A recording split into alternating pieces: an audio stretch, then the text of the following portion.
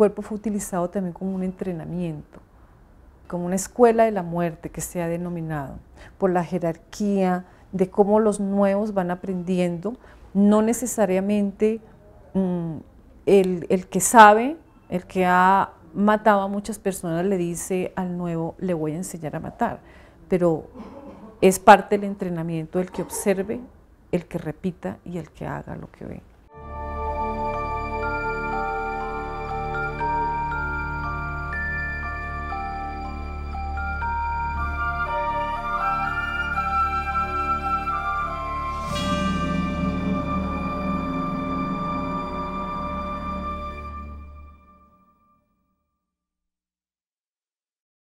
Estamos hablando entre mayo del 2001, lo que comprende esta investigación, y octubre, noviembre del 2002.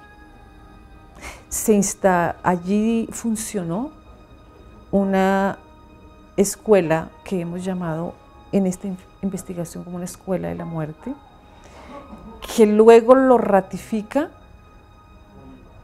la denominación Escuela de la Muerte, Escuela de Entrenamiento para Matar, una decisión judicial del Tribunal de Justicia y Paz, en donde compara el mismo modus operandi del bloque Vencedores de Arauca, que utilizaron los cuerpos para aprender a matar y enseñar a matar. Allí se entrenaba militarmente, ¿sí? O sea, su centro era entrenamiento militar, pero no se limitó a tener prácticas y ejercicios de ataque o contraataque al enemigo, al llamado al enemigo, sino que allí, en medio de ese proceso de entrenamiento militar, que es muy similar al del ejército, se torturaron a las víctimas de manera indescriptible. No lo dicen los cuerpos.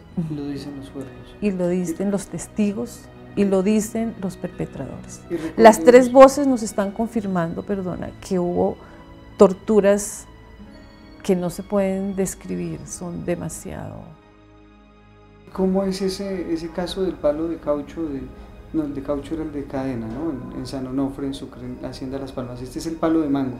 En el colegio, en los predios del colegio, ¿qué era lo que ocurría en ese colegio en realidad?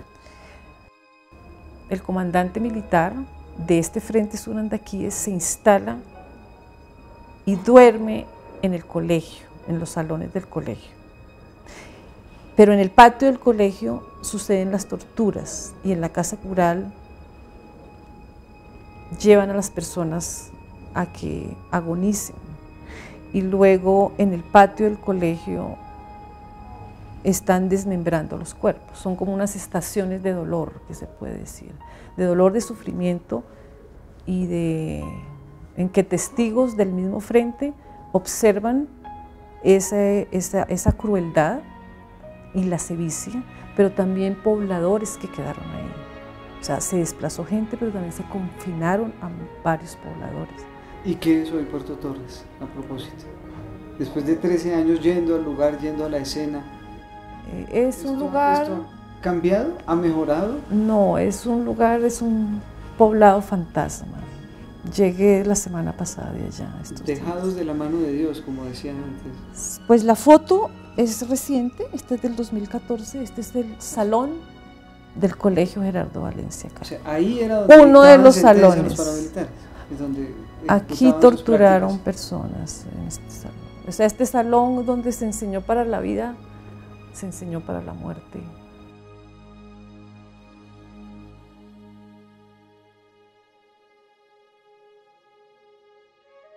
Helka, habla usted de las 36 personas, pero no toda esta historia de esfuerzo, de sacrificio, en la cual han logrado reconstruir la redundancia, la historia de ya 9 personas. Esta historia no es completamente de alegrías en ese sentido, sino que hay sinsabores. ¿Cómo es el tema del cuerpo 36? ¿Qué fue lo que pasó?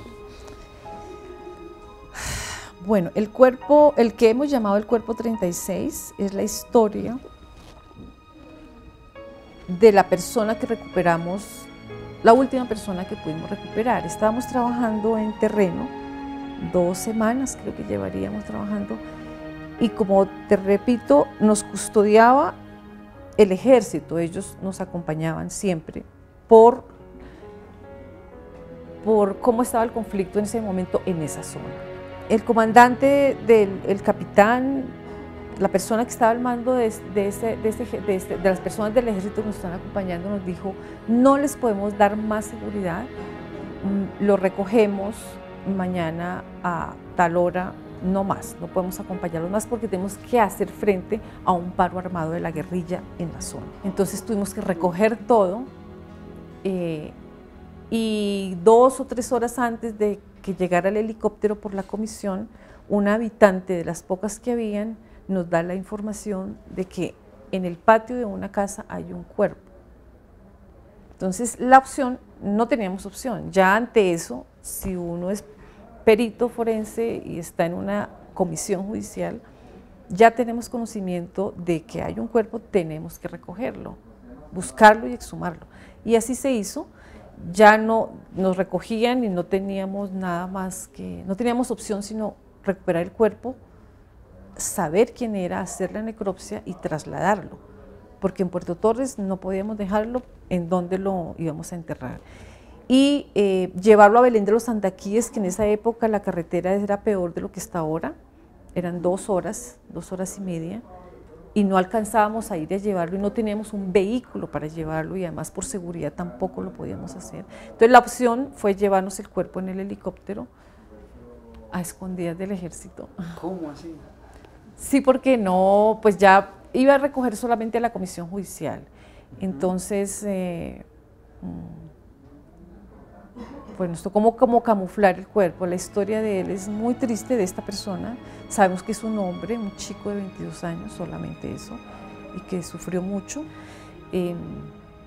Entonces lo que quisimos fue salvarlo, es decir, no dejarlo en una fosa clandestina a esta persona, a este joven de 22 años. Lo llevamos en el helicóptero, llegamos a Florencia, Caquetá, y fuimos al cementerio central de Florencia y le pedimos al sepulturero, pues todo es una diligencia judicial como fiscalía, como CTI, pero no hay una organización ni una sistematicidad de cómo están organizados los cuerpos en un cementerio. Y nos dio un lugar cualquiera, se hizo un mapa, pero 13 años después lo estamos buscando a este cuerpo, porque estamos buscando a la familia con la esperanza de entregarlo, pero este cuerpo está perdido en el cementerio oficial.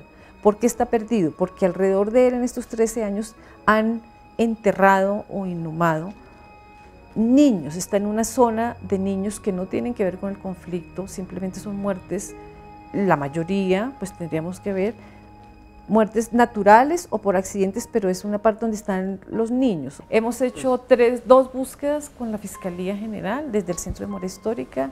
Ha sido un trabajo interinstitucional muy interesante y no ha sido posible encontrarlo.